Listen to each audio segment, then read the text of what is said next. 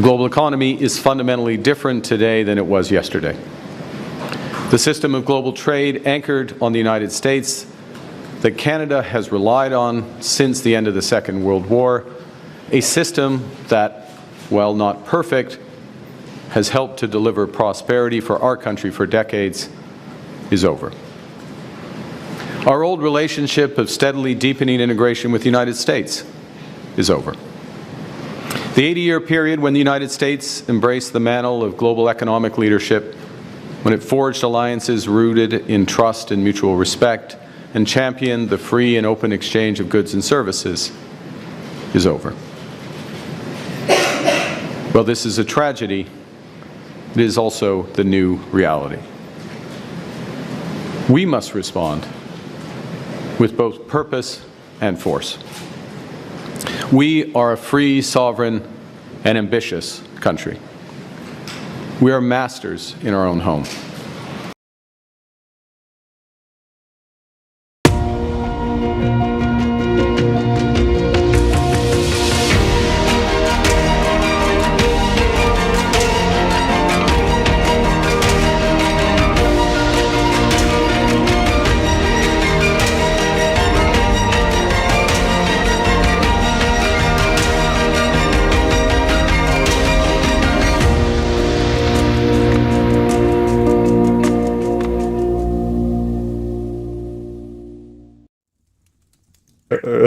Hello, everyone. Welcome to Downtime. We've kind of already got the show started without you guys. Sorry about that, but it's with this bunch. What can you do? It's. Please believe me when I tell you that all the troublemaking is entirely Greg Terry. It's just Mr. Terry back there, just wrecking havoc. It is not. It is. It is not. You notice he hid his torch under the table just before we got live. It's on the table, and it will remain there. My studio is downstairs, so I just have to be prepared just in case. Just whatever we go. Don't come on in time without being ready for an ambush. Oh dear Lord. Well, so. One of the big things I really want to talk about is Ukraine. We want to talk about Ukraine both because we have you on here and, because it's a subject that all our guys like. I told everybody at In Time, I said, we're going to get the number one guy on Ukraine and we're going to bring him in. And it turned out Hodges wasn't available. So I said, we'll get the number two guy. He wasn't available either. I think I remember 1,000. Yeah. There's a lot of good guys. So we're like, well, screw it. We'll get Greg. So, but thank you very much for joining us. But before we do that, thank you. And we're also going to talk about some politics going on in the U.S. because it's getting crazy.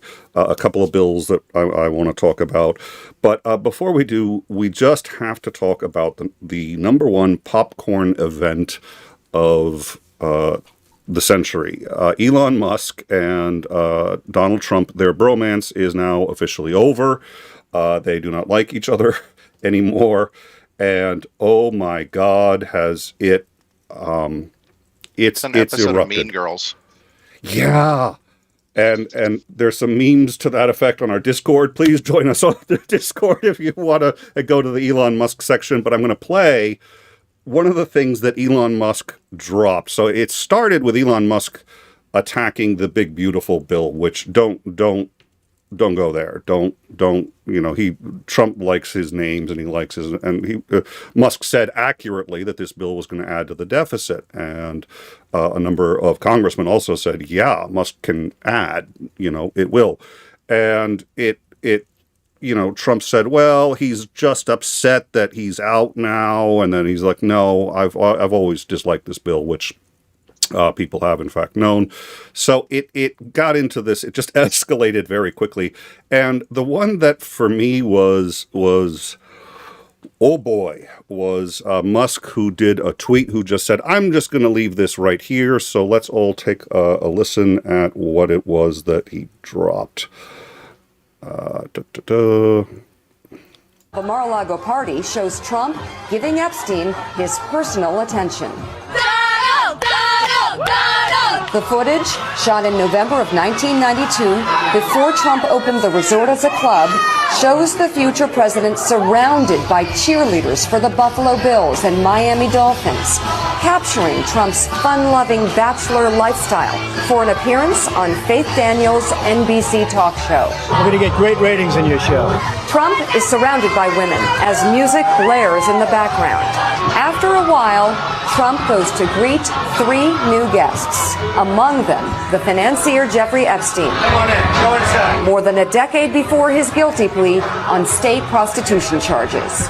Later in the footage, Trump is seen talking to Epstein and another man as women are dancing in front of them.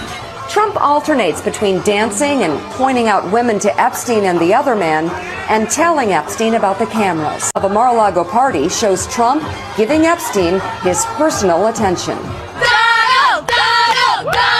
The footage, shot in November of 1992, before Trump opened the resort as a club, shows the future president surrounded by cheerleaders for the Buffalo Bills and Miami Dolphins, capturing Trump's fun-loving bachelor lifestyle for an appearance on Faith Daniels' NBC talk show. We're going to get great ratings in your show.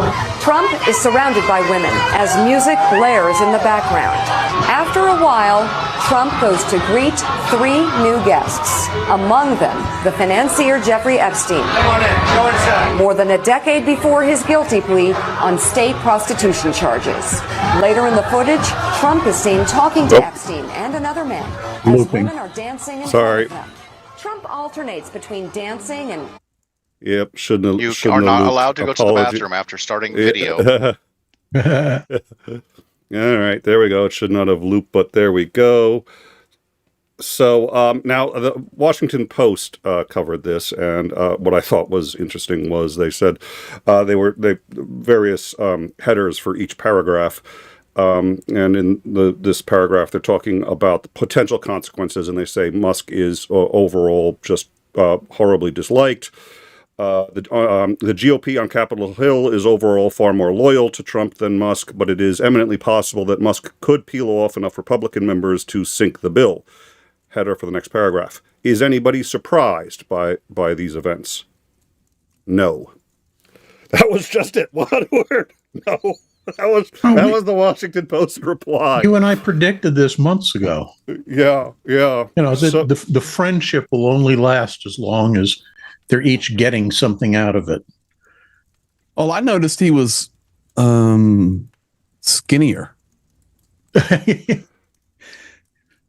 Those are the pre-Burger King days. Yes. Yeah. So Musk, the bill is still in the Senate. It passed in the House. Marjorie Taylor Greene said that she did not realize that the bill contained a provision that banned states from putting any limitations on AI for 10 years, which is staggering, by the way. Why? I mean, first of all, presumably Republicans are for states' rights and saying that states can't put limitations on AI and saying, you know, we don't want AI around our nuclear reactor. Okay.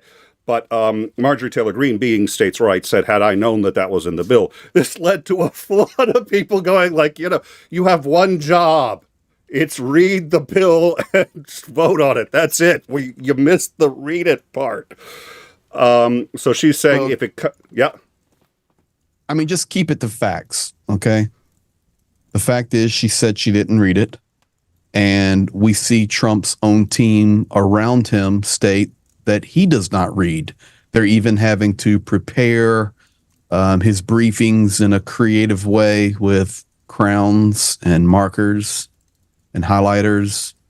The bottom line is very, very unread leadership in that MAGA world, where they just feel that they can lead by a feeling. And Donald Trump has stated that many times. I feel it. I feel, you know, it was a month ago. And I don't want to go to Ukraine yet, but it was a month ago.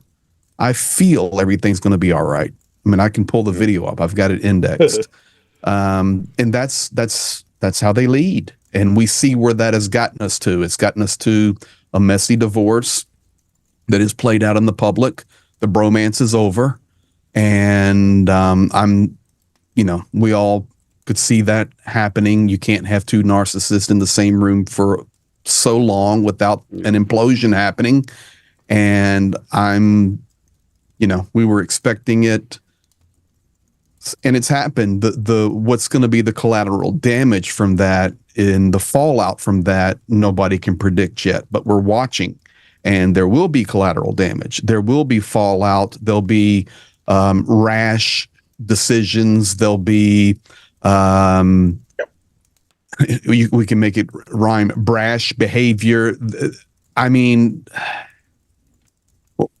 I even saw Kash Patel on Joe Rogan, just about a minute clip of that. And even just mentioning the Epstein files there, it was Kash Patel stating, Joe Rogan was reading it live about the breakup, and Kash Patel, the director of the FBI. Yeah. Well, that's not my lane. I'm not touching that with a 10-foot pole. You're the director of the FBI. If it isn't your lane, whose is it? Hello.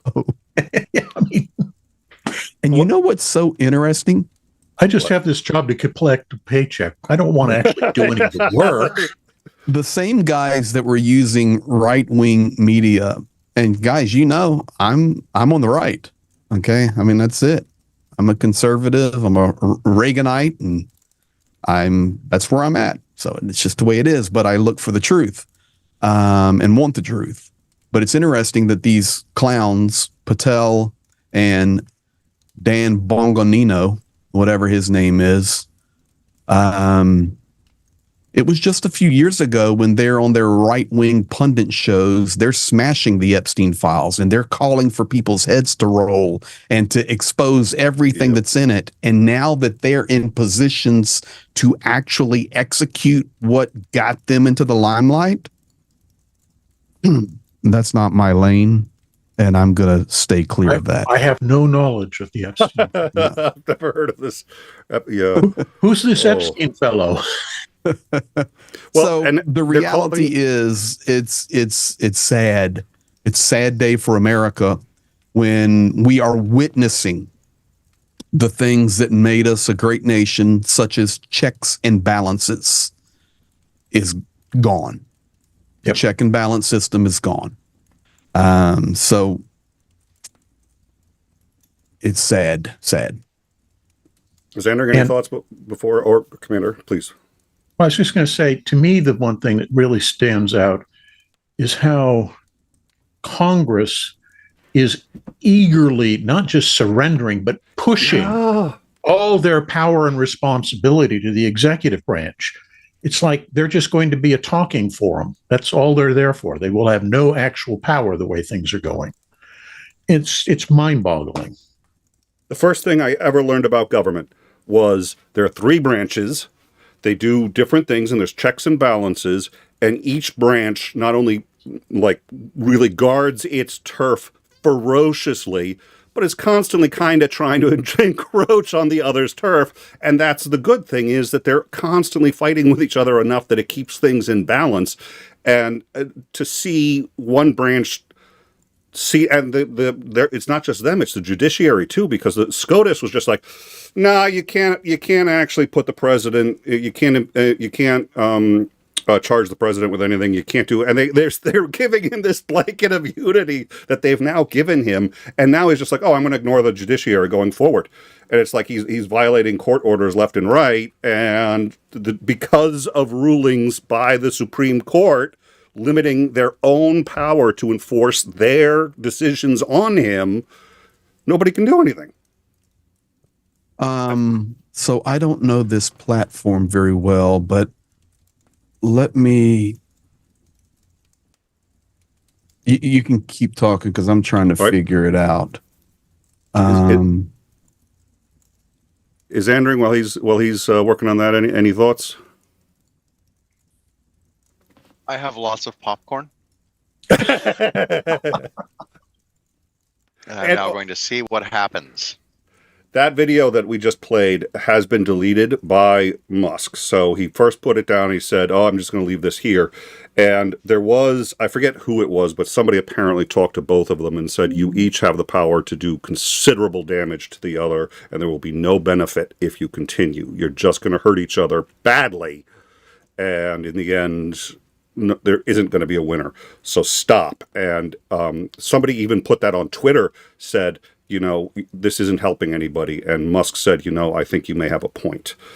And that got deleted shortly thereafter. It might still be on a certain time-related Discord. I don't know, but if you want to see it, I think you might be able to still find it there, because we always assume those things are going to get deleted. So as soon as we find them, we just download them, because they get deleted way too quickly. Trump responded just a few hours ago, but there's no desire to talk to Musk. So you're not going to see this relationship repaired. It's not going to happen. So now we just have to be patient to see what the fallout is. But if you're talking about that, this section of the program, and you were the one that showed the video, I will just share this. So is that shared on the YouTube now? Yes, it is, and I can white box you too, so that everybody can see it. So this is a still image out of a video I just released 45 minutes or so ago. 17 seconds that shows everything about Trump's perception on Russia and Ukraine. And I boosted the audio and subtitled it. I know there's multiple reporters there, so the video goes out and everybody gets it, but it was actually Russian Today. It was the first one to get it out, and that's the red arrow on the right. You notice also Trump talking, and he basically just completely anti-Ukraine and pro-Putin, but you guys can see that on the video that I just dropped an hour ago, 45, whatever. But a couple of other things I noticed is we don't see a MAGA hat. We see a USA hat. But when you have been accused by one of the most powerful men in the world of being on the Epstein list, and the video dropped and all the accusations that Musk was spewing, don't you think you would have sense enough to make sure that there is not a young girl standing behind you on Air Force One when you are being interviewed? So for me, and I'll stop sharing the screen now. I don't know how to stop sharing the screen, but it's just, this shows us there's no thought to anything they do. It's just a flow of nonsense. And stream of consciousness government. Yes, it's disastrous. So Nick, if you can get off of that, I don't know how to stop sharing my screen, and I'll figure that out. Yeah, it's complicated. It's a highly technical, and in fact, I think Usually it when was Nick OPSEC. says It's that, called when Zoom. Nick usually starts talking about that and talks about how radically difficult and complex and sophisticated something is, there's usually a rather large button that says stop.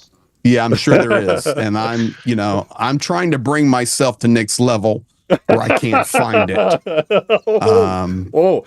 It'll take some work. This level of incompetence took years to rise to. I'll find it. All right. Well, so It does make me wonder a little bit in some of this spat, like when he dropped the little thing. Elon dropped the thing about it's like the reason that the Epstein files haven't been fully released is because Trump's all over it.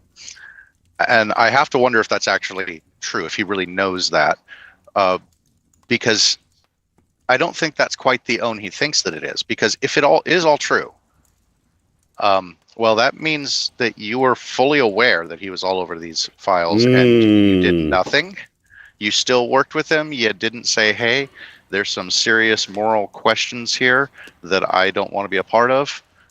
No, you just happily tripped your way along, supported, stumped for him, did all of that stuff. And so I think he may be just talking out of his ass and he doesn't actually know. He's also stupid enough to. I mean, a lot of people when they get angry, they do a move like that and shoot themselves in the foot. And he's, he put in. I forget how much money. I had thought it was like 20 billion or something. I think it was really actually 300 million, but that's still a tremendous amount of money that he put into getting him elected. And he's pissed. And so he's going to say something stupid like that and out himself as, shit. Musk, I don't think Musk is particularly bright at all. I think it's smoke and mirrors and luck when it came to PayPal and a few other organizations. That's it. So I wouldn't put it past him to just. I'm just thankful I could find the button that said "Stop sharing screen." You and I must be related. Well, I have multiple monitors here, and it was actually on the last one I checked at the bottom over here. So it went to my vMix screen. So I don't know, but I found it. Well, it better have been on the last one. If it was on the first one, I'd be asking you why you kept checking. But regardless, I mean, it's just an example of complete lack of thought, insight. Oh, I've had a tough couple of days. I've been accused of these things. Maybe I need to check my environment before I get on the camera. I need to pay attention. No, nothing. Absolutely nothing. And to me, that speaks volumes because it's literally something that they can't even conceive of doing. Why would I check my background to make sure there's nothing incriminating or embarrassing back there? Everything in the world is focused on me. They'll never see what's behind me. Exactly. Yeah, just ask Nick about that. All of those things behind him, he didn't put any thought into, and that's right. Just showed up, and there it was, and he was like, "Okay, well, we're gonna roll." It's all randomly placed. I just you know what? I threw things at the wall. This is where they landed. It was a miracle. So okay, let me ask you this because Did you say a miracle, you atheist? I am an atheist. I know you are. Did you say a miracle? I did. Good. I'm gonna get you and Johnny Pierce in the same room and keep working on you. It's a colloquialism. It's a colloquialism. Calm down. Gotcha. Calm down. It's like when I say God bless when someone sneezes. I don't actually mean break a leg. I'll just remind you of this, and I've got proof of it. When the drone started flying and we were rolling out of a southern city in Ukraine, and Johnny Pierce sitting in the back seat, he started singing the Christian songs. I can tell you. Mm-hmm. Okay. Well, that's him. Yeah. All right. All right. You get to work on that. So no atheists in foxholes. No, that is absolutely not true. It's all Isandring. I think I know where you're headed. Did you want to finish? It's only atheists in foxholes. Because if you believed, you'd be like, well, God will take care of me in the end either way, so I'm going to go out and fight. So it's only atheists at foxholes, but that's my rebuttal. Just because you're in a hole doesn't mean you're fighting. Sometimes you're using your noodle and waiting for your proper time to do your assigned activity. For everything, there is a season. Exactly. All right. You're just the one that said the word miracle and started it. So we'll move on. I started it by using oh, dear Lord. Yeah. Okay. Yeah. Now, dear Lord, here we go. Oh, come on. I use miracle all the time. All right. I probably have a slightly different definition of miracle than you do. Yeah. A miracle is simply something that I cannot explain. That's fair enough. Fair enough on that one. I do use miracle grow in the garden. So there you have it. All right, so just FY Titan reminder, please. We're going to do an internal review of who it was who suggested having Mr. Terry on the show, and they will be publicly flogged. Well, right now I can see that you are living together in a reality with your moderator, because as we have talked about miracles and oh Lord, I do see that Uranus is being tightened.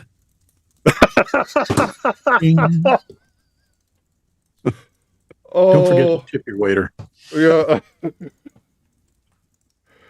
Wow. I'm feeling it tonight, man. I'm so inspired and excited because the implosion happened, and I'll bring us back on center between Trump and Musk. It was a necessary thing that had to happen, and it did happen. So I'll bring us back to center where we're talking here. But the reality is, we knew it was coming.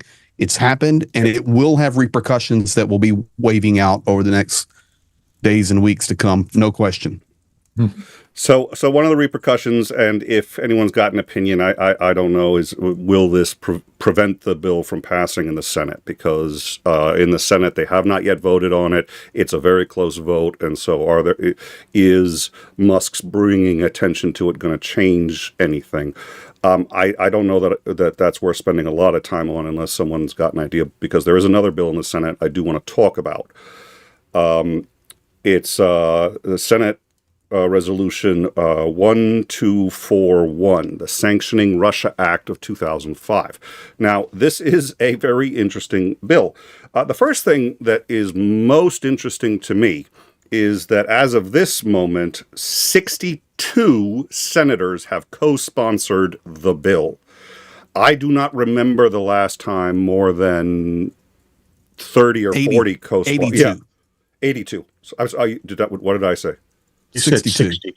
Oh, sorry. Yes, You it is also 82. said it was 2005, not 2025.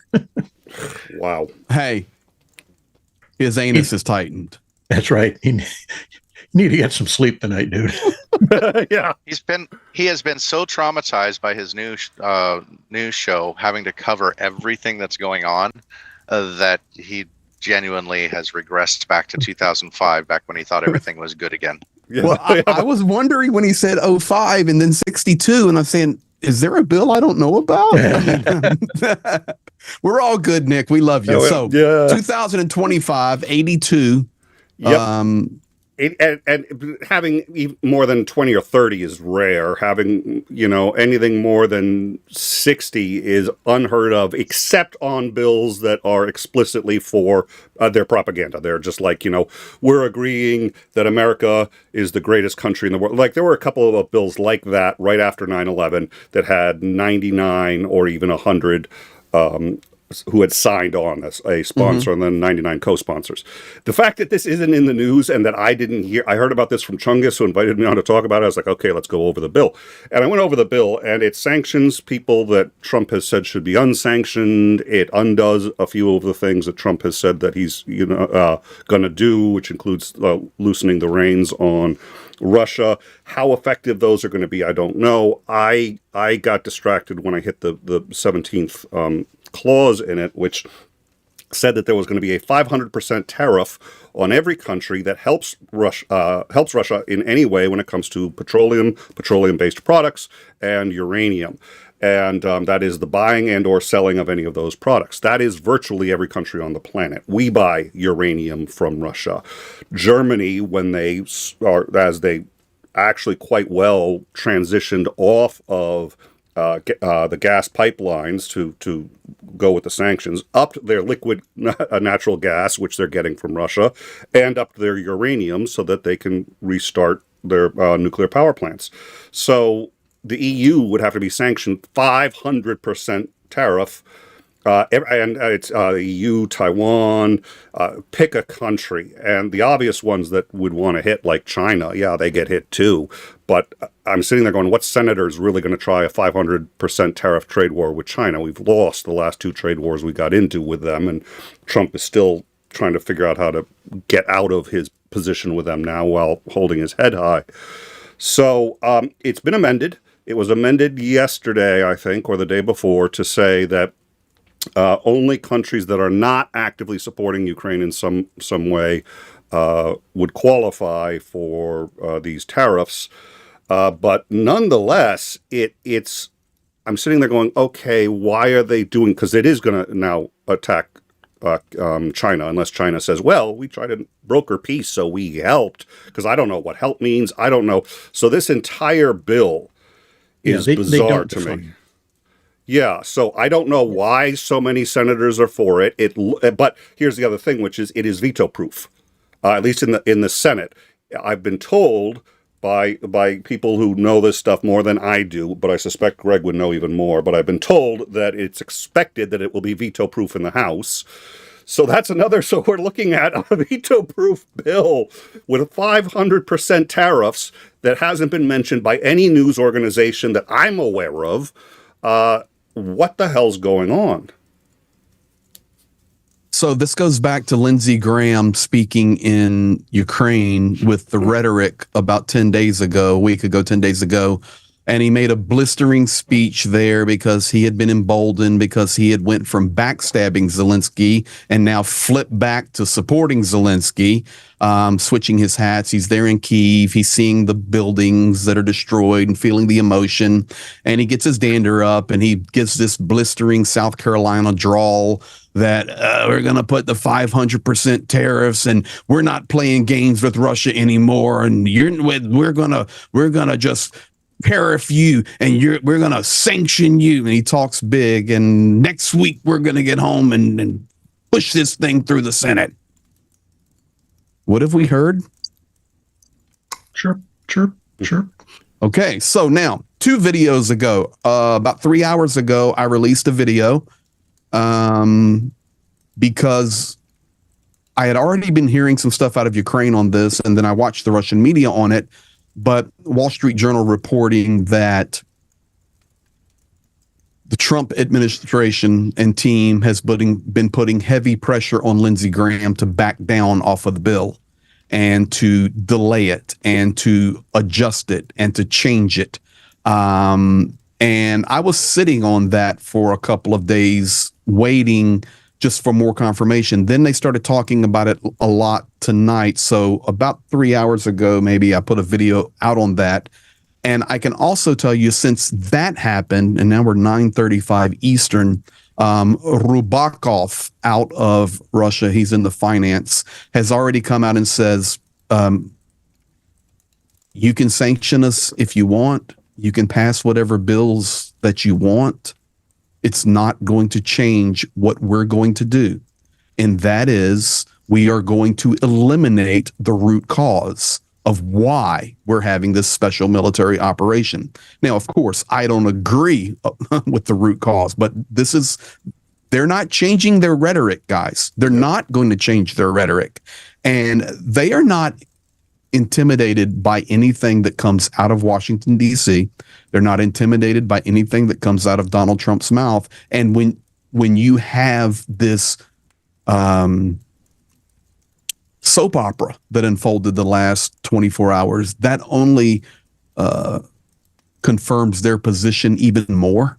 So they are all in. Vladimir Putin is all in. You know, it was Musk tweeting, I'm going to be around 40 more years, and Trump's only going to be in office 3.5 more years. Okay, so, you know, which way do you want to roll? And that's, I mean, the tweet's there, the X or whatever they call it. The bottom line is, the truth to that is, Trump will be out in 3.5 years. I don't even know how, and I need to say this as openly and politely as possible, I don't even know how this administration can continue at the route and the pace it's doing for another 3.5 years without other implosions that happen. And I'm not calling for anything or saying anything. It's just logical. Look what Elon Musk and Trump did. You can also see the implosion that is happening in the MAGA world. But no matter what you think, Vladimir Putin is not going to quit. He must be defeated. And it is not just an economic defeat. Sanctions will not defeat Russia. Sanctions in partnership with military defeat and internal defeat inside Russia are the 3 things that must happen to bring down that ugly bear. And for people to be so naive to think that we can just spout out, do you not think that China's going to have a say about those tariffs and India's going to have a say about those tariffs? And Nick, you said it yourself. What are we tariffing ourselves? I mean, there's just chaos going on, but it's very interesting. It's there. And it is in the news and it's getting more there now. So I did put an update out on that because I always want to have at least 2 or 3 sources, and I'm always looking for Ukraine to confirm it. And it's pretty big talking points. Going to hear a lot more about it tomorrow, I'm sure, on, our time, although we're heading into the weekend, and we'll see. But for sure, it's out there. Yep. They're not changing from the root cause. And it's, you can't tear or fit away. Lavrov doubled down on it today with Russian Language Day. Okay. And they're all lies. That was my first video this morning. It's all lies. I've been on the entire front line for 14 months, and I speak Russian. And when I begin to speak Russian to the Ukrainian soldiers, they instantly switch into Russian for me because they know I do not speak Ukrainian well. So instead of saying, Greg, you need to go learn Ukrainian, no, they're going, thank you for bringing this stuff to us. Thank you for helping us. Let's have some dinner. They don't give a flying flip about the language. And just so you know, a large percentage of the soldiers fighting on the front speak Russian, because a lot of them are from Lugansk Oblast and Donetsk Oblast, and they're fighting for their regions. And they are Russian speakers, but they're Ukrainians. And it's just, this narrative is not going to stop, unfortunately, because we have an unread administration that is absolutely ignorant. They believe everything that comes out of the Kremlin. That's it. That's the problem. Which is hilarious. It would be hilarious if it wasn't. But I mean, it's just like I grew up in the 80s where there was, and the reason I learned Russian was very simple. I didn't really trust our government, and I don't like people telling me what to do. And our government was saying, you have to hate these people. These are the enemy. And I said, one of 2 things is true. Either the government's telling me the truth or they're lying to me. If they're telling the truth, I should probably know this language if they're the enemy, because I want to speak the language of the enemy. Or they're lying, in which case I really want to know, because that means they're a friend, and the only way I'm going to know they're a friend is if I can talk to them. And the people I found were actually very much our friends. And when I went to the Soviet Union, they remembered how World War II ended. And they remembered not the propaganda. They remembered the U.S. coming into Leningrad after the 900-day siege. They remembered food and supplies coming in from the U.S. And they're like, oh, we love Americans. Now, the government, very different thing. Very different. And what I realized was what my government was telling me about their government was true. There was a massaging and a hyping up of it so that they could use it to get money for their agenda. But when it came to the propaganda, when it came to that's, wow, Soviet propaganda, and it still continues in Russia. It's an amazing thing. Commander and I have talked about it before. And it's one of those, you either know it or you don't. You've either really kind of experienced it and been steeped in it and realized, I mean, it's a form of brainwashing. I did want to ask, has anybody defined, I know one person defined, I forget, he was the Chechen guy, I think he's been killed. I've now forgotten his name. He was kind of fat. Kadyrov. What's his name? Kadyrov. Kadyrov. Yep. Kadyrov. And he was the one who alive. Said, he's alive. And he's been like, Putin's a wuss. Putin has not been using chemical weapons. He's not been using nuclear weapons. He's not taking this war seriously. He's the president of Chechnya. Oh, he's not. Oh, God. Yep, that's right. He has been, but now he had some health issues. He's backing down. He's still floating around doing his thing, just pretty quiet on the Chechens, and his son is being pushed up the ladder really quickly. So he's made his opinion crystal clear. Everybody else, we can tell by their actions what their opinion, but has anybody elucidated on what the root problem is in Ukraine from their perspective? Has any of them, Putin hasn't done it, and I know why he hasn't done it. He has said repeatedly, well, look at this map, Ukraine doesn't exist. There's a little Ukraine thing. It's like, it's always been Russia. No, Vladimir Putin has openly stated the root causes. Oh, he has. He stated it on June the 14th, 2024 in his speech. So now we're pushing the 1-year anniversary of this, and this is the speech, that's the landmark speech on the root causes that Lavrov and Zakharova and all the propagandists refer to as the June speech, where he called it. They are a illegitimate government. They are a neo-Nazi regime.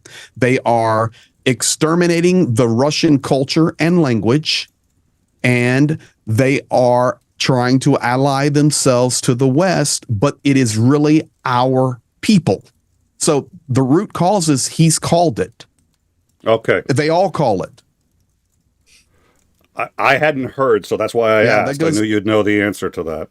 Yeah. June 2024. And so when you hear them in the future refer to the Putin statement of June 24, that's what they're based. You didn't really hear root causes until mid 2024. Before that, it was, okay, we're bringing some liberation to our people there in Donetsk and Lugansk. And then, well, now the people have spoken. We've had the referendums, and now it's Zaporizhia, and now it's Kherson, and now they are moving like gangbusters in Sumy. It's a serious problem north of Sumy. They are pushing now on Konstantinivka and Donetsk Oblast. It's a serious problem. They want to get back across the river into Kherson. That city is completely destroyed. They're smashing Kharkiv. It's just facts. So you can gloss over it if you want, but it's facts. And the root cause, though, if you think about it, you've only been hearing about that for the last few months. Well, why do they keep saying this root cause, root cause, root cause? Because this was their next level they brought to the table, and it was Putin who brought it to the table in the June speech, 2024. And it's that speech and that rationale that makes any peace negotiations at this point irrelevant until they renounce those, which and I know is never going to happen. Correct. Yeah. Well, we come back to the same statement or the same understanding, and they have to be defeated in three ways: economically, militarily, and internally. Do you think they will be? I'm fighting for it. And I believe in the Ukrainian army. And I believe that President Volodymyr Zelensky is the perfect person on this planet of 8 billion people to be leading the nation of Ukraine at such a horrible time. And I truly believe that Volodymyr Zelensky is the leader of the free world. And I do believe in it. I do this literally 24 hours a day, 7 days a week. And I go back and forth to Ukraine, risking my life, leaving my beautiful wife and children and my family here. And I would never do that if I thought I was going to lose. I tell you this, though. It's going to be challenging because we're not just fighting Russia. We're having to fight propaganda, lies, and fighting the White House. I mean, there's no better identifying statement than Donald Trump tonight on Air Force One, basically becoming again Vladimir Putin's press secretary. He stated a couple of days ago, well, Russia's going to respond. I had a talk with Vladimir, and it's going to be ugly because of Operation Spiderweb, so we got to be prepared for that. And then tonight on Air Force One, the video I put up 17 seconds of chaos. He basically said, well, Ukraine hit them hard, so Russia's going to bomb the hell out of them. And that's a quote. So that's all you need to know. So, and I will tell you this. Zelensky hates Donald Trump. Yeah. No, it's something he and I have in common. No way.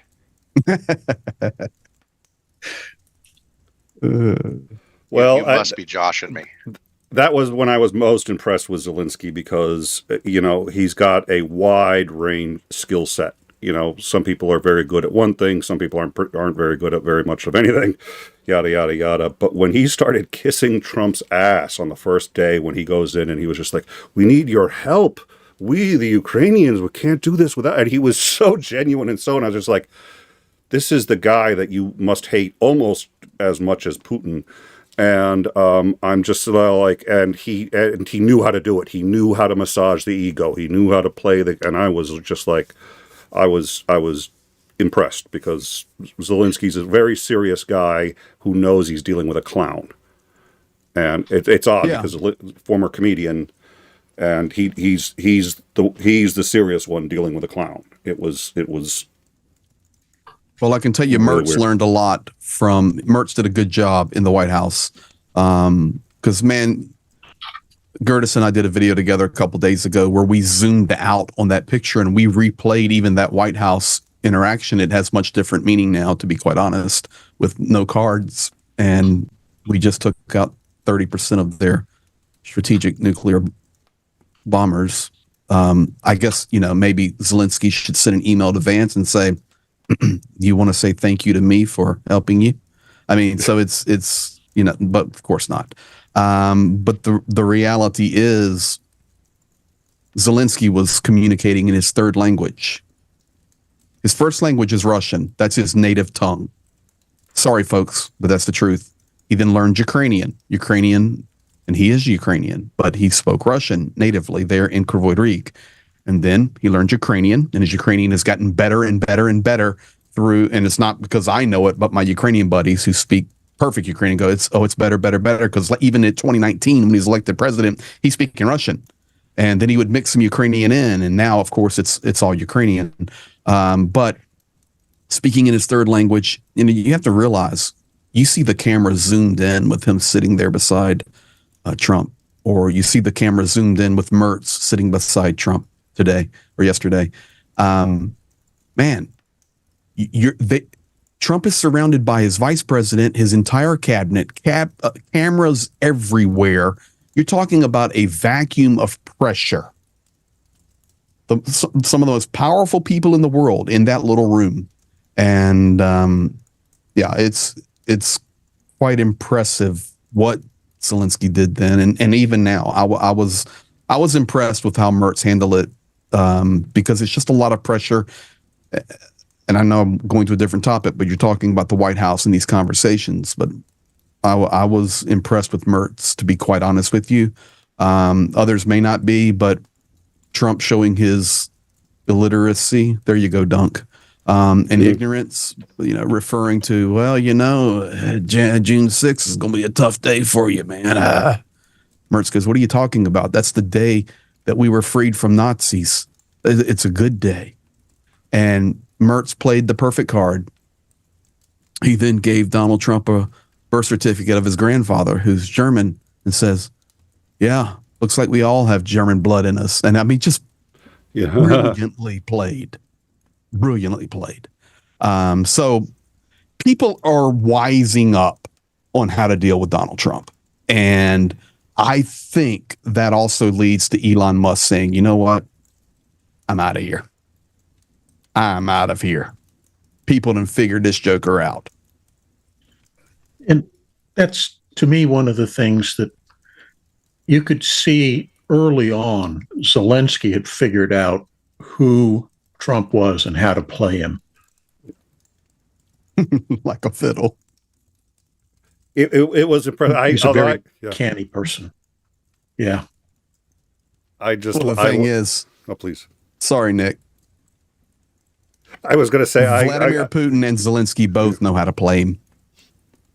Yes. Well, Putin's got something on him. I'm sorry. He's whether he knows it, whether he's an active agent or not, he is an agent for Russia. It's just whether or not, regardless of how the proof comes out on that, and hopefully time will tell. But I know one thing for sure, and that is Donald Trump just loves him. He loves him. He loves Xi Jinping. He loves Jong-un. He loves authoritative leaders. They inspire him, and that's what he wants for America. So whether Putin's got something on him or not, time will tell. Agent, whatever. One thing that's a fact: he just loves him. Yeah. So that's it. He loves him, and he hates Zelensky. It's easy. Yeah. Well, it's because I think that psychologically he's seeking the approval of the other authoritarians. 100%. Oh yes, you can play our game. You're one of us. He wants to belong to that club, and he doesn't like Zelensky because Zelensky is a man of the people. And he does not understand that psychology. the picture of Zelensky 2 days ago. I mean, there's air alarms in Kyiv every day, but he was giving out the awards for the children who had done like good things in school and education and valor awards there in Kyiv, and his wife was there. And the air alarm happened. So what did Zelensky do? He didn't send the kids out. He didn't run to his own place.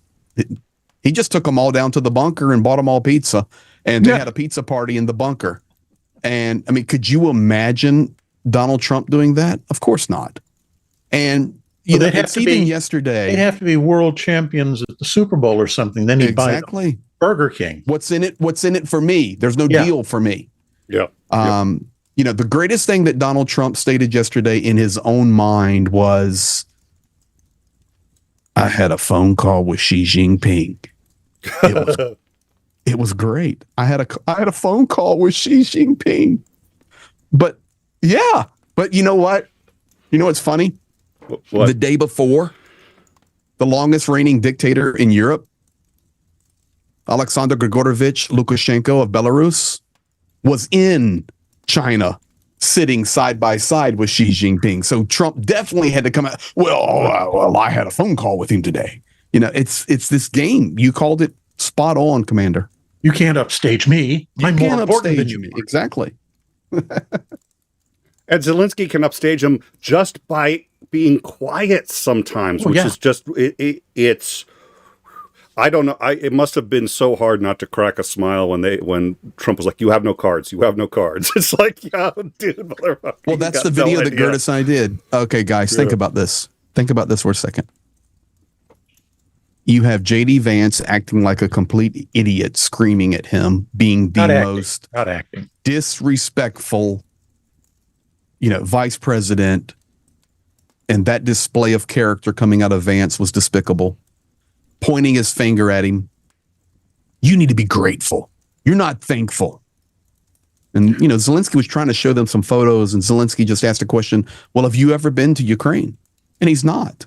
And he got ready to say, well, I've heard stories. Of course you've heard stories from Tucker Carlson and Solovyov. That's who you've heard your stories from.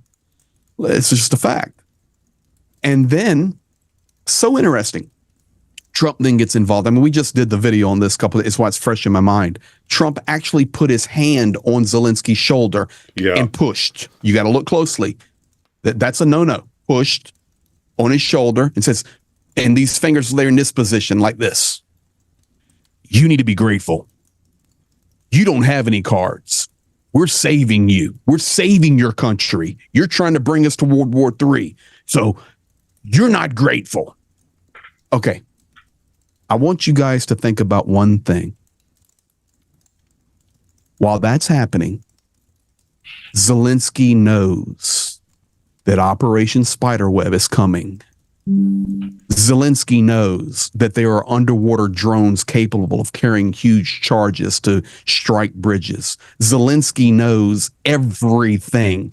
And at that point, with so much pressure on him, he could have blurted out and said, you don't know what cards I've got, but I've got cards. He didn't. He took it. Never said a peep. And thank God. And I know you can say amen now, Nick, but thank God. Yeah. Ukraine did not inform the White House about Operation Spiderweb. It would have never happened. Yeah. And that's why Trump's so pissed, I think. If Trump is like, oh, the peace deal is now blown up because and we can't do the peace deal because, no, he's pissed because one of the most brilliant operations in human history, one of the most difficult since the Trojan horse, was executed. The guy who signed off on it, who knew the whole thing, they've been on the phone repeatedly, didn't trust him enough to tell him, didn't let him know ahead of time, wasn't that buddy-buddy with him, and in fact kept it from him with all this press. Trump was just completely, I think that's the only reason Trump is pissed about it. Let me bring you guys back to reality for a minute. Kharkiv, which is in the northeastern section of Ukraine, experiencing right now this is direct from the mayor, His name is 𝐒𝐨𝐜𝐜𝐴. Kharkiv is currently experiencing the most powerful attack that we have experienced since the beginning of the full-scale war. 6 dead in the city center, 48 explosions, and this is happening right now on Kharkiv. So tough. I've been in Kharkiv a lot with a lot of explosions and had my rooms rattled, and it's been big. But this is pretty bad. I'm looking at the pictures right now, the video coming in. So while we're sitting here, When did Spider Web go off? Sunday, June the 1st. So yeah, we're almost. Remember, I said this when we were on last week when you had the special thing, Nick. Yep. And I said it's going to take Russia 3 to 5 days to mobilize himself to get a reprisal in. Here we are, day 6. Yeah. What was the timing, do you think,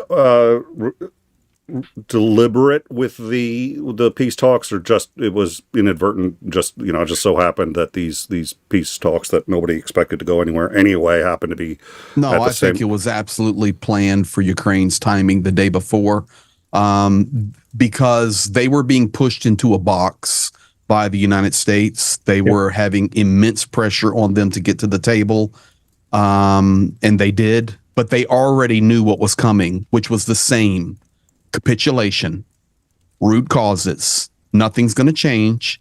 So they needed to flex before that.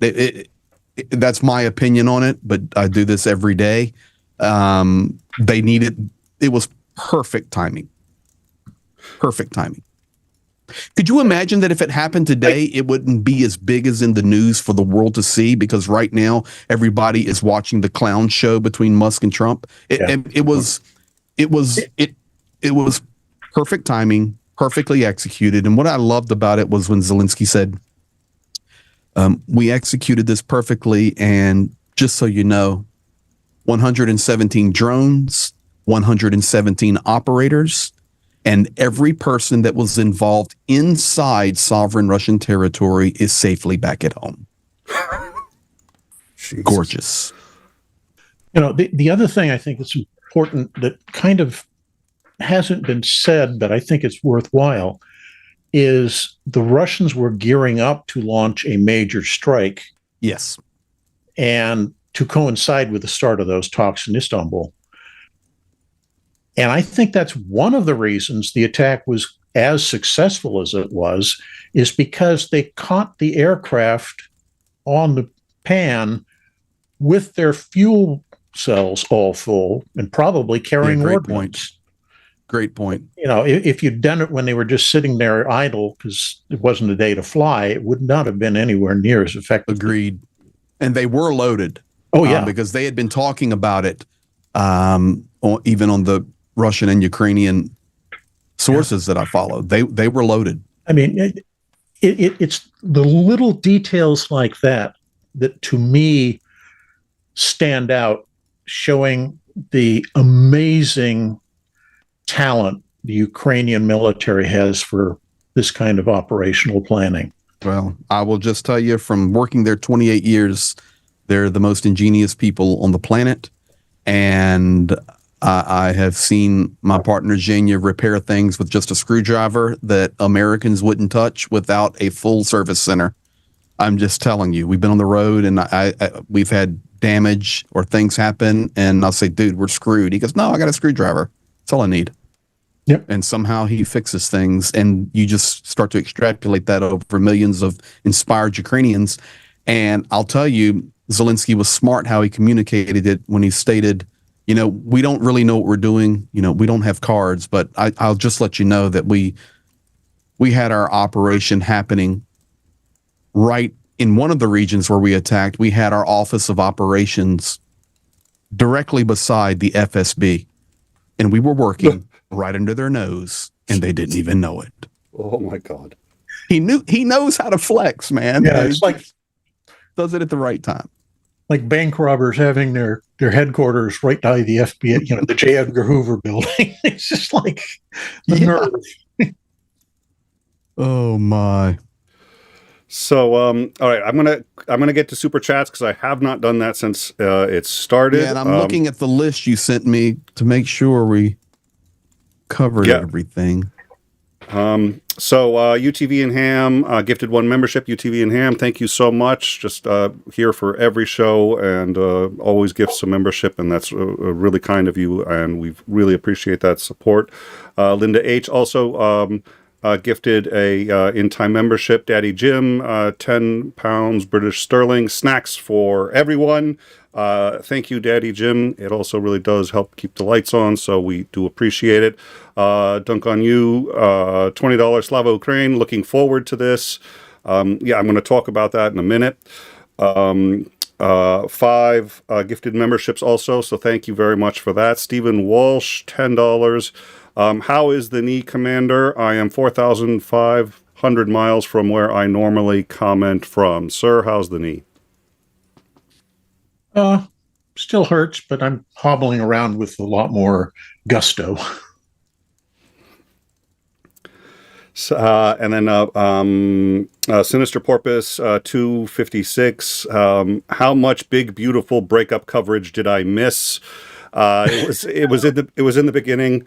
It was it had to be the first thing. It was just, and then Musk, it went from, well, you're not a nice person, you're not a nice person, to you hang out with and or are a pedophile, and it was just like, probably shouldn't have said that word. We just got demonetized, I have no doubt. $20. So proud of you, Mom. More than words can say. That's from Blonde Bombsheller. So thank you, Blonde Bombsheller, for that 20. And her mother is also in the live chat. I need to give a big shout out to Mama Bombsheller. Yeah. Let's go, Mama Bombsheller. Sunni. There it is. Yep. Or Sunny. Sunny or Sunni? Sunny. I guess it's a Sunny with the double N.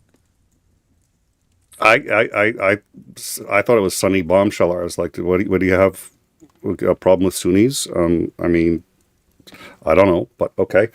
But and then Pyro Kurt, $5. 𝐒𝐲𝐜𝐴. Greg, keep doing what you're doing. Oh yeah, great show, Nick. No lag. I know, it's a miracle. It's speaking. I said it again. Okay. And if I hadn't said anything, the reason I said Sunni is because that's how it's spelled, Sunni. Sunni. Yeah. So, but I think it might be Sunny. Yeah. Okay, that makes sense. So while I've got everyone's attention, Yes, Greg. What? Sunni or Sunny? Mother Bombsheller, would you please spell it out phonetically for us that are in the... Maybe we need crowns and markers like Trump. It's like the sun. Okay, Sunny. Got it. Okay, Sunny. All right. Thank you. So, and then here's where I'm going to... Okay, so I'm going to give... for those of you who know Greg, have been here before and seen Greg, or have come from his channel, thank you so much for being here. For those of you who haven't, let me list off a couple of the reasons I do not like Greg Terry. Now, one of them is because he is probably the single hardest working man on YouTube. He drops 2 or 3 videos a day. And I'm sitting here going like, oh man, I got to do 2 shows this week. And then people are like, oh yeah, Greg just dropped his 7th video for the hour. I was just like, oh wow, great, thanks. No, listen. No, I need to be honest. Nobody can keep up with Jonathan M.S. Pierce. How much does he drop? There are days the man drops 7 or 8 videos. Holy smoke. But I'm trying to be more concise, and I don't know. I'm all in. You know what I'm saying, Nick? So I do. You need. Yeah. I mean, I appreciate that comment. Thank you. I appreciate that. So, but you need to understand. Yeah. Like, I get messages all the time where my buddies are killed. 28 years working inside that country. I am a resident, card-carrying resident of Ukraine. I have a residence permit. So for me, this is very personal, and I am committed 100% to supporting my second home. And it is my second home. I have an apartment there. I have a deeded apartment in Ukraine, in Khmelnytsky City. My name's on the line. And for me, I know that my Ukrainian brothers and sisters would do the same if it was us. So Well, I don't and know. My kids have spent time running around the countryside of Ukraine. My wife has been there so many times. My parents have been there. I've taken them to all these places. You know what I'm saying? It's not like some romanticized place that I've been to twice. Yeah. It's really my second home. So for me, it's not a chore. For me, it's natural flow of life right now. You know, I'll drop a video and go out and mulch in the front yard. I'm gathering information. Guys are sending me stuff in. I'll come back in and drop it. It's just, I don't sleep a lot. And you've got, when I get off this, so just to let you know, when I get off this, yep, I literally my studio never turns off. Everything is always on. And I've already planned, I told my wife, I said, I'll be back up by 10:30 and we're going to watch Little House on the Prairie. Okay. Yep. You're getting insight, Little House on the Prairie. And then about midnight, I start getting in the morning feeds from Ukraine, which is 7 a.m. there. And I'm already indexing for my morning. So it's just, you get into a routine, you know? Well, and you've got a military press pass, not just a press pass, but a military press pass. So you can Correct. go just about anywhere. We can go anywhere and have been anywhere. And to be honest, though, man, it's so dangerous right now. Like, it's bad. So when we do go, it's under a lot of security and a lot of help. You know, that's why I highly respect what Dylan Burns does. He's there. He's documenting. He's my buddy. It's all dangerous right now. Every city, when you have hotels in Lutsk being hit by missiles, guys, we're talking about way over near the Polish and Belarusian border. Like you'd say, oh, well, I'm safe here. No, you're not safe anywhere. But the closer you get to that front, exponentially the danger goes up. And each day that danger's going up because drones and the technology and the range of the FPV optic drones, which are now for Russia up to 50 kilometers. Jesus. Is, yes, Commander, just dropped that one on you. Up to 50 kilometers now. And that's fiber. That's fiber. So you can't jam them. No, they're going to hit their target. Listen. The fact that they can get it that far, that's... Yes, listen. There's one thing to be riding along the road and you hear the Shaheed right above you at 60, 80 meters, sounding like a helicopter. You feel safe because you know, although now they're using AI to target lock, but in general, you're pretty safe. That Shaheed is heading somewhere. Okay. It doesn't mean you don't stop, drop, and roll and look and make sure, but you're safe. Guys, when an FPV hits you, you don't hear it. It just explodes. And when a ballistic missile hits you, you don't hear it. There's no sound. It's not like some movie you've seen from World War II where you hear. That's artillery. That's flying subsonic, and you can't hear it. You hear. I mean, you can hear it when you get behind something, but you literally are walking down the street, and something just blows up, and you never heard it. It's extremely dangerous right now, and the heroes, man, heroes on that massive frontline volunteers, people delivering aid, people delivering medics, soldiers, drone operators. I mean, A to Z. It's exponentially more dangerous now than it was 6 months ago, a year ago, 3 years ago. When your buddies tell you now, when you get within 50 kilometers, to put on your body armor,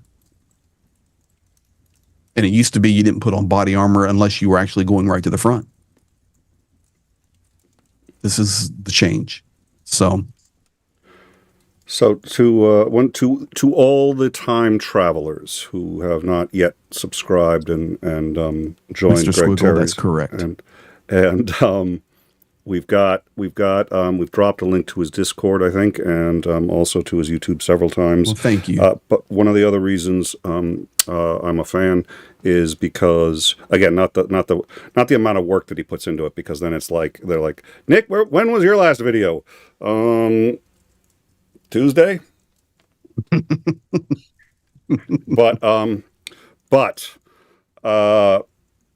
I remember, and I've told this story before, I will tell it again, but I remember when there was some extraordinarily bad news from the front. The front had several sections had fallen basically simultaneously.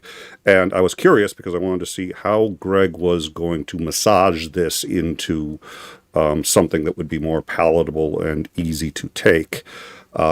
So I went to go see his show, saw it live. Never been back to see it live since, because it's just like, it's trash. Exactly. But I went to go see it, and he was sitting there, and he just said, I can't massage this. It's just like, I can't. He goes, I can't. I've got bad news for you guys today. This is what happened today.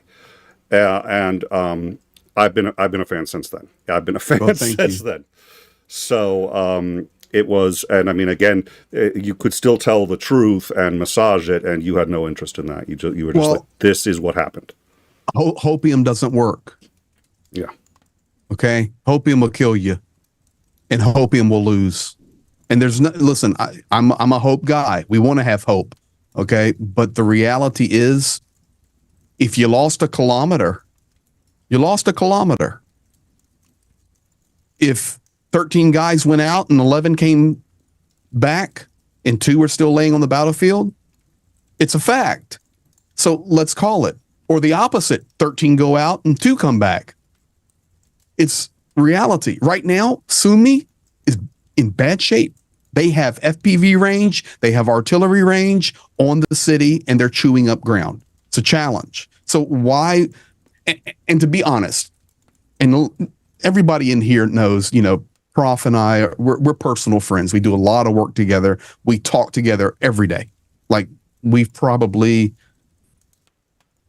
at least 45 minutes today. We've had multiple calls talking on stuff. We run things by each other. And like, if I want to talk about, well, I don't even understand. Is this like, you were saying earlier, Nick, okay, I don't understand completely how that works. Can the House then reject that, or the Senate reject that?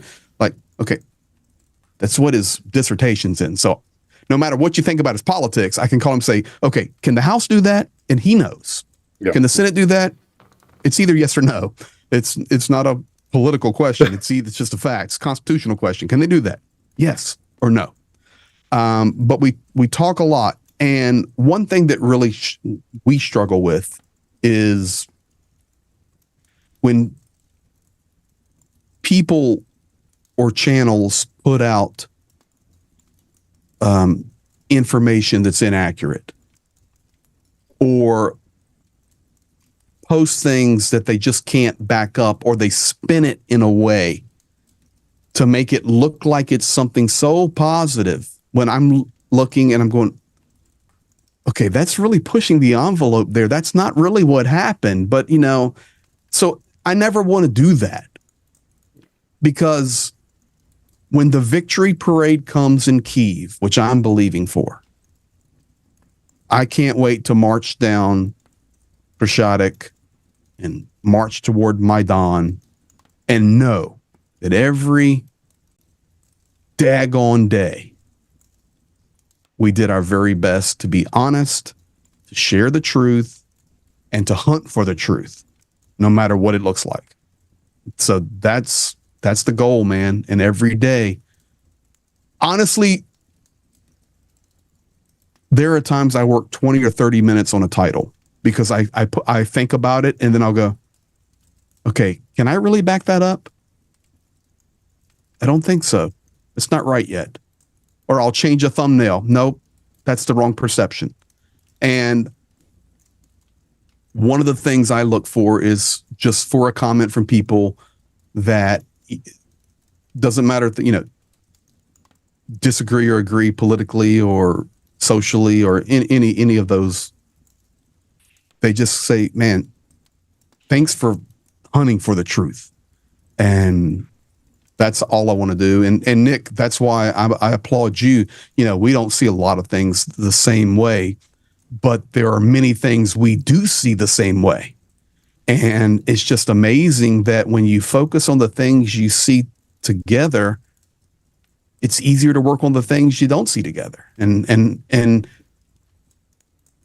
have a little fun with it and recognize we're human beings. We're not anything else. So I applaud you. I applaud Commander. I applaud Isandring. Because that's what you guys do. And I watch your videos all the time because a lot of times you and Commander go live and I'm actually at my time where I'm watching Little House and my wife would go, what are you listening to now? And I said, that crazy nut job in Boston.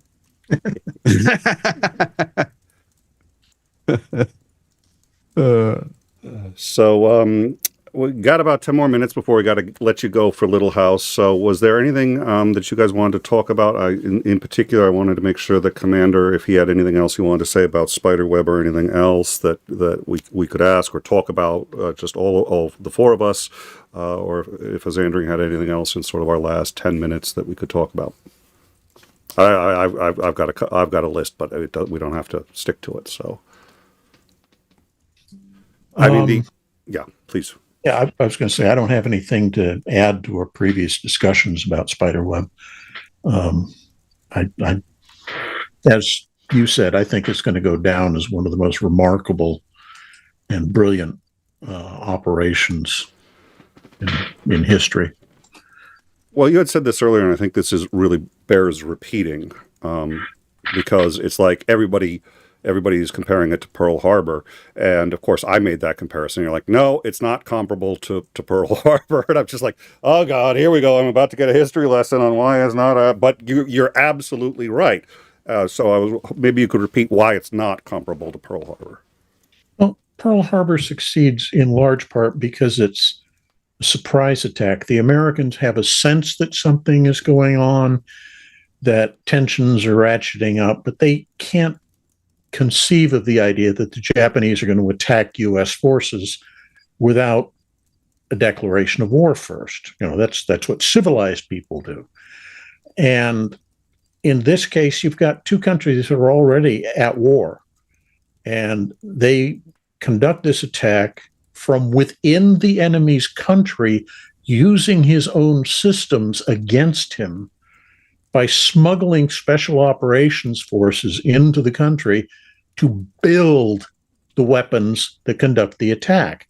It's just, it's mind-blowing how brilliant this was. And, we know that the planning and the build-up phases for the thing ran for 18 months. To keep something that extensive, that secret for that long is impressive in and of itself, let alone the operation, the success that it achieved. It was Twain who said the only way to keep a secret between three people is if two of them are dead. And this was 18 months and they kept it secret. What were you going to say, Greg? I was just going to say this. So I don't know. This didn't go really public, although I did mention it on the video talking about this operation after it had happened. But Ukraine, so I do a lot of work in the Middle East and Israel and lots of friends there and Mossad friends and get information from those guys. And it was interesting. Mossad, no matter what you think of them, just set that to the side right now.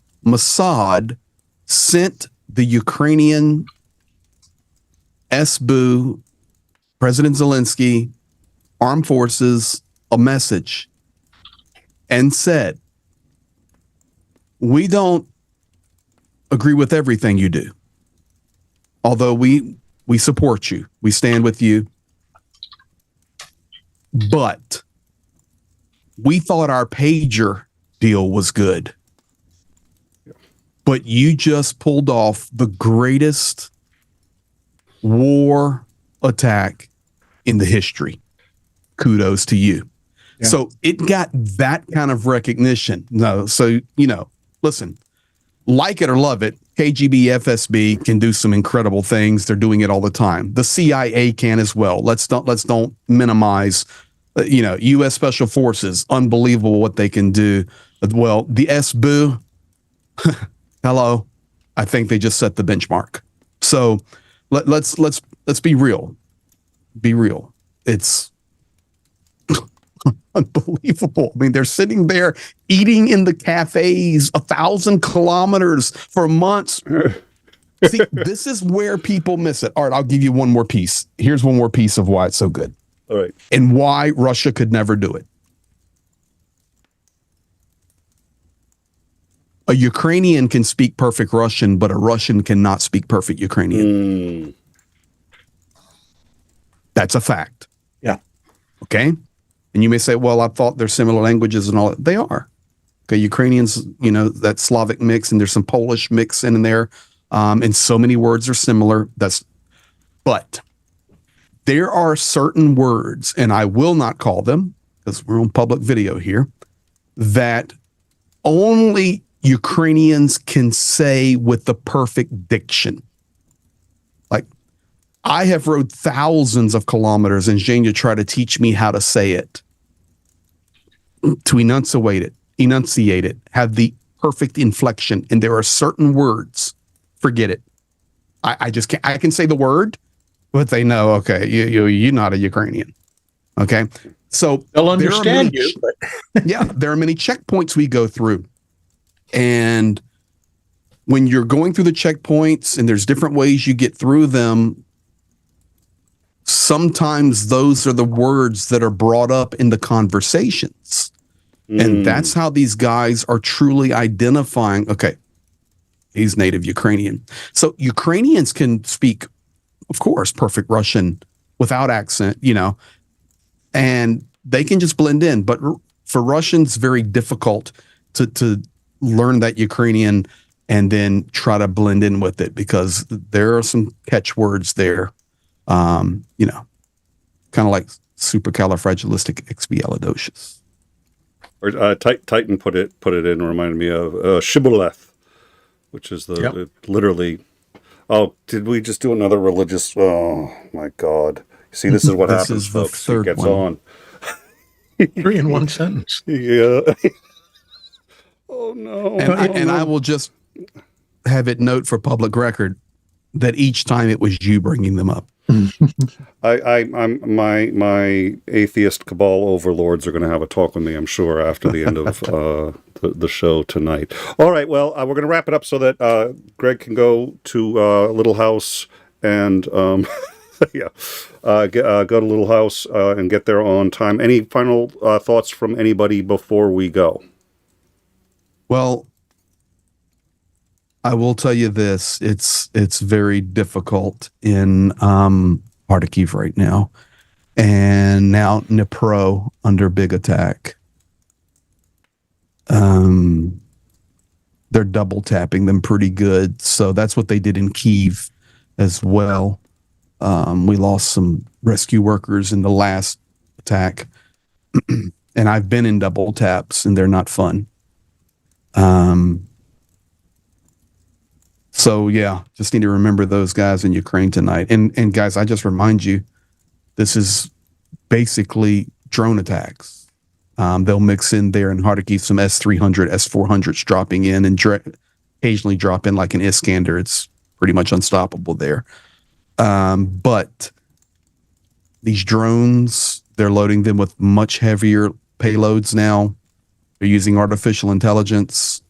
And just be thankful tonight, wherever you are at, whatever country you're in, whatever your views are. You're going to lay your head down, and 99.99% of you are going to have a good night's sleep, and you're not going to hear anything but your own self snoring. And that's just not the life of Ukrainians anywhere. So just remember them is what I would leave us with. All right. Well, thank you very much. Thank you, Isandring. Thank you, Greg. And of course, thank you, Lance. And I do hope, I meant what I said earlier, I really do hope that all of you who have not seen or heard Greg's work, go check it out. We've dropped both the Discord and his channel. He is worth getting to know. My genuine pleasure.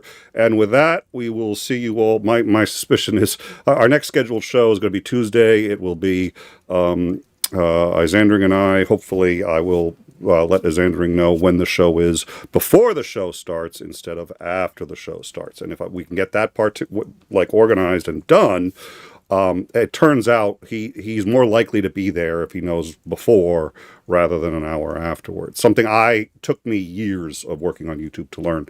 But next Funny show, bombshell, you're welcome. You know what? I think what we should do in the End Time Independent News, Nicholas Lamar Suter world, Isandring, Commander McMillan, I think that you have a scheduled video stream Tuesday. Yes. Okay. Let's pull you out of your comfort zone. Why don't you shock the world and put out a video by Monday? Put out. Well, what I was going to say is my suspicion is we're going to have 3 by Monday. 9 o'clock in the morning, but I was being realistic. Okay, for you. I appreciate that. Yes, you've met me clearly. Well,